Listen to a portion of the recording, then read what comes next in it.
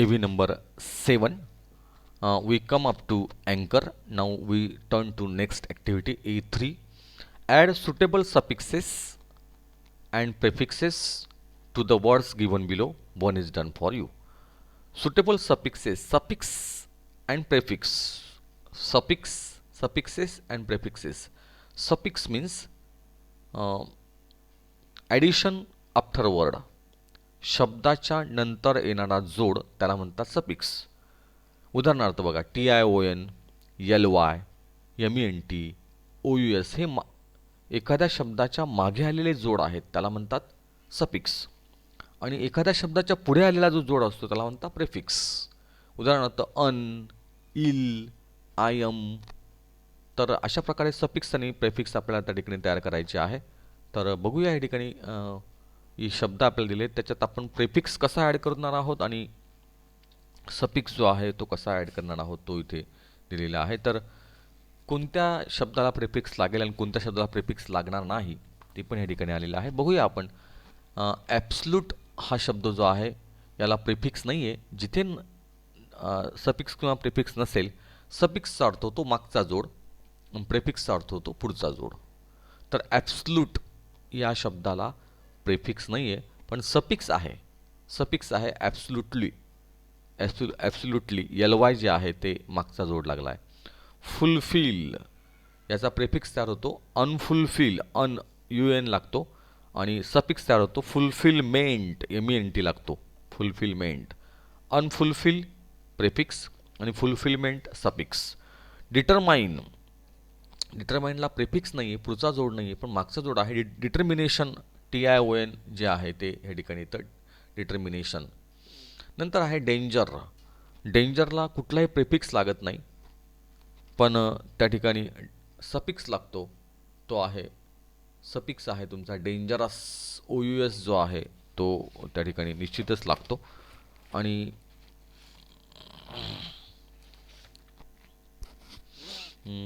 Endanger सुद्धा त्या ठिकाणी चालतो. बरोबर आहे, प्रेफिक्स आहे इथे एंडेंजर, EN. तर इथे सुद्धा फुलफिल्ड आहे, फुलफिल्ड आहे, अनडिटर्मिन आहे, एंडेंजर आहे. इथे प्रेफिक्स लागू शकतात. टाईट, टाईटचा जो आहे तो आहे अनटाईट, UNTIGHT, UN लागला प्रेफिक्स. आणि टायटनड असा एक टायटनड किंवा टायटन TIGHTEN, टायटन EN लागतो. क्लिअर, क्लिअरला अनक्लिअर, UNCLER, अनक्लिअर, अन हा प्रेफिक्स लागला. आणि क्लिअरन्स किंवा क्लिअरली असं म्हणतात, ANC किंवा LY हे दोघंही सफिक्स चालतात. शुअर, एनशुअर, ENSURE आणि शुअरली SURELY, LY हा सफिक्स आहे. लिगल, इल्लिगल त्याला म्हणतो आपण, कायदेशीर, बेकायदेशीर, इल्लिगल, ILL हा त्या ठिकाणी प्रेफिक्स लागलेला आहे.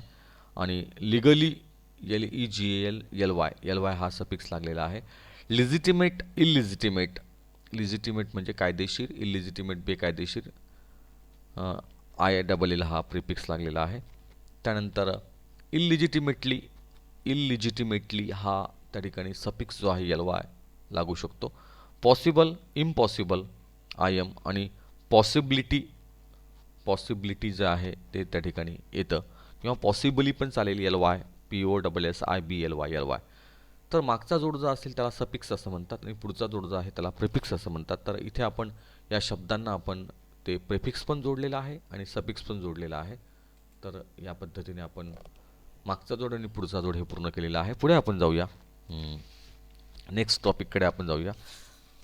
सेकंड टॉपिक जो आपला आहे, by filling appropriate letters in the blank space you will get a past participle from it. Use the word as adjective in your own sentence. तर या ठिकाणी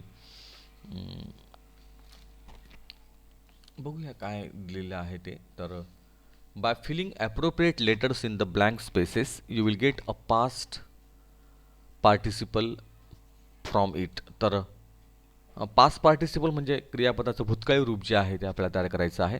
use the word as adjective in your own sentence. One is done for you. तर तो शब्द जो आहे, जो शब्द तयार होणार आहे, इथे हे ज्या ब्लँक स्पेस दिसत आहेत आपल्याला इथे, ह्याच्या रिकाम्या जागा आहेत त्या भरायच्या आहे, शब्द पूर्ण करायचा आहे आणि एक भूतकाळी रूप क्रियापदाचं तयार होईल आणि त्या भूतकाळी रूपाला ॲडजेक्टिव्ह म्हणून, विशेषण म्हणून त्या ठिकाणी वाक्यामध्ये वापरायचं आहे.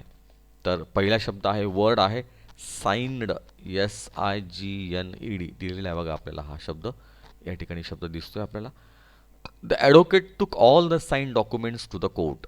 The advocate took all the sign documents, सगळ्या सह्या केलेले डॉक्युमेंट्स जे होते, दस्तावेज जो होता तो त्या वकिलांनी कोर्टामध्ये नेला.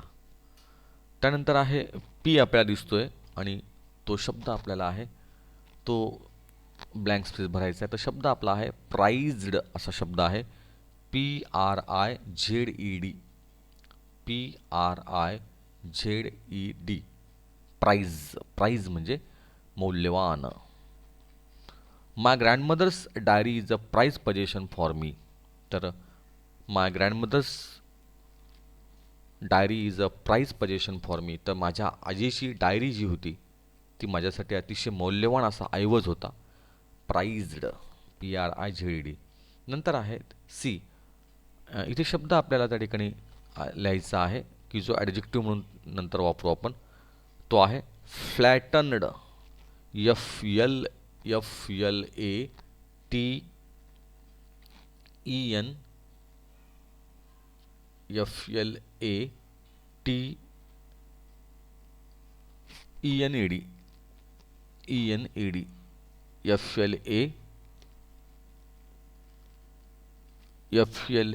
FLATENED, इथे टी येतो, FLATTENED, फ्लॅटनड म्हणजे एकदम सपाट असतं, त्याला म्हणतात फ्लॅटनड.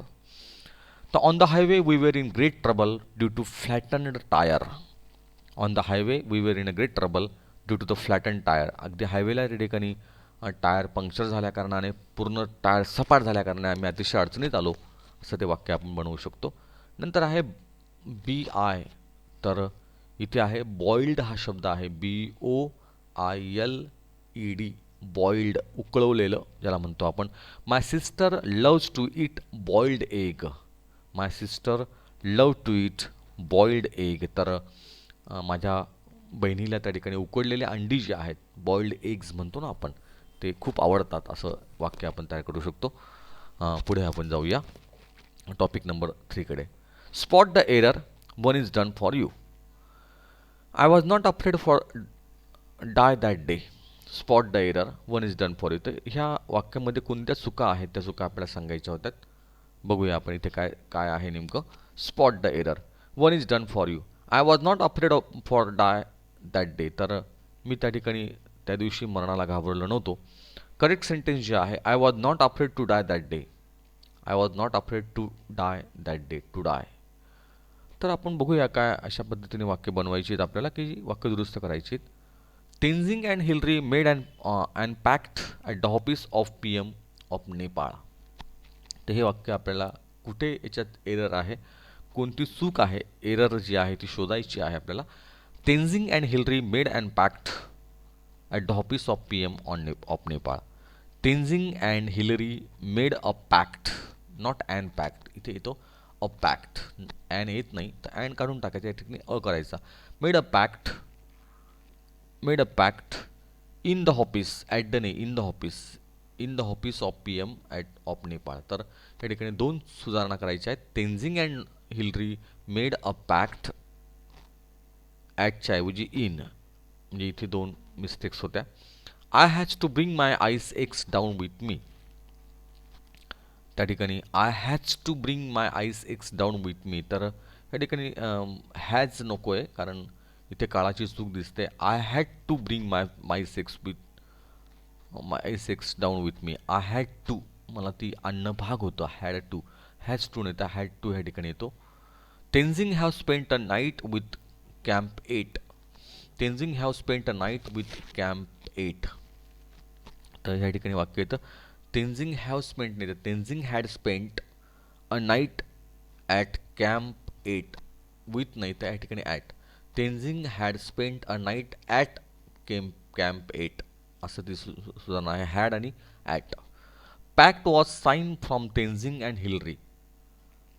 पॅक्ट वॉज साईन, तर इथे सुधारणा अशी आहे वाक्यामध्ये, a pact not pact, a pact was sign between Tenzing and Hillary. तर दोघांमध्ये या अर्थाने, म्हणून या ठिकाणी a pact was sign not from between Tenzing and Hillary, दोघांमध्ये त्या ठिकाणी एक करारनामा जो आहे तो त्या ठिकाणी तयार करण्यात आला.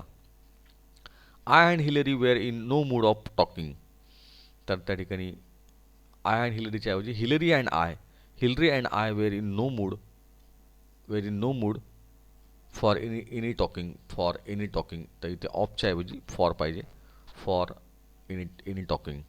तर अशा पद्धतीने चुका शोधायच्या आणि काय चुका आपण दुरुस्त केल्या आहेत ते आपल्याला लिहायचं होतं. पुढे आपण जाऊया, A4कडे आपण जाऊया. When Tenzing and Hillary reached the summit, Tenzing in utter joy said, "We have done it."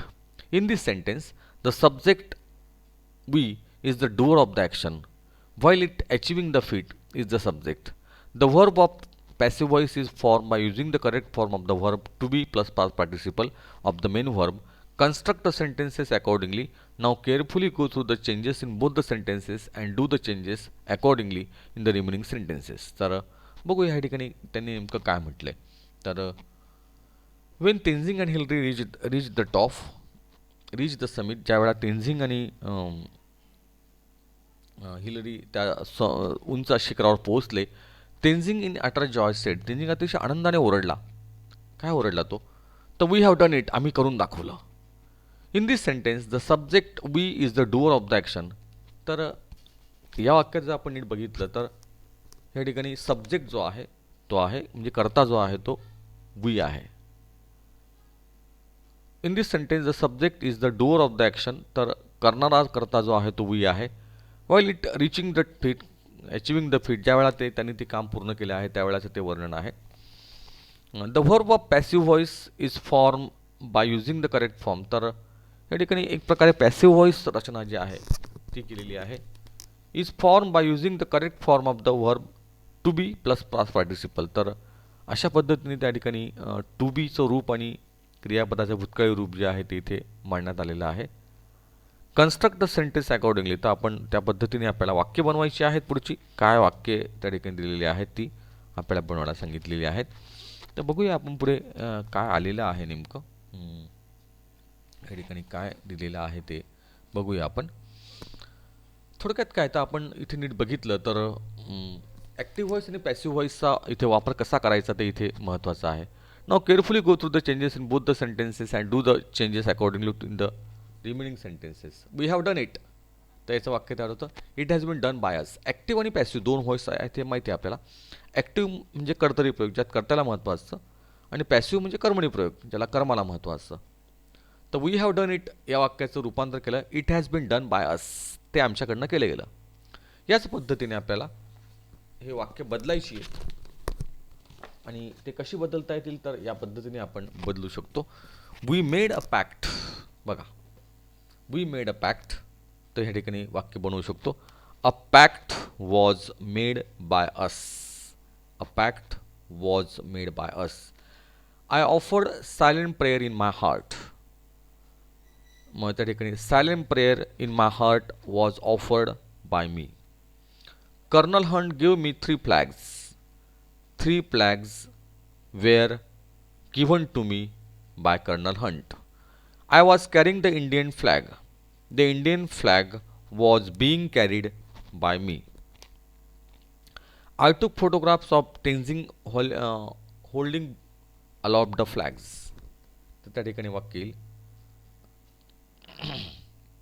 photographs of Tenzing holding aloft the flags were taken by me. I remembered him. He was remembered by me. We spent the night at Camp 8. त्या ठिकाणी येईल, The night at Camp 8 was spent by us. तर थोडक्यात काय ठिकाणी आपण जी active व्हॉइसची वाक्य होती ती ॲक्टिव्ह व्हॉइसची वाक्य आपण पॅसिव्हमध्ये केलेली आहेत, आणि ॲक्टिव्ह पॅसिव्ह कर्तरी प्रयोग आणि कर्मणी प्रयोग कसा आहे तो इथे आपण बघितला. तर इथे आपण थांबूया आणि पुढच्या पार्टकडे आपण वळूया. A4 बघितलेला आहे, A5कडे आपण जाऊया. पुढच्या ए व्हीमध्ये आपण त्याला सुरुवात करूया. A4 A V number next A V जी आपली आहे त्याच्यात आपण बघूया. Okay, here we stop.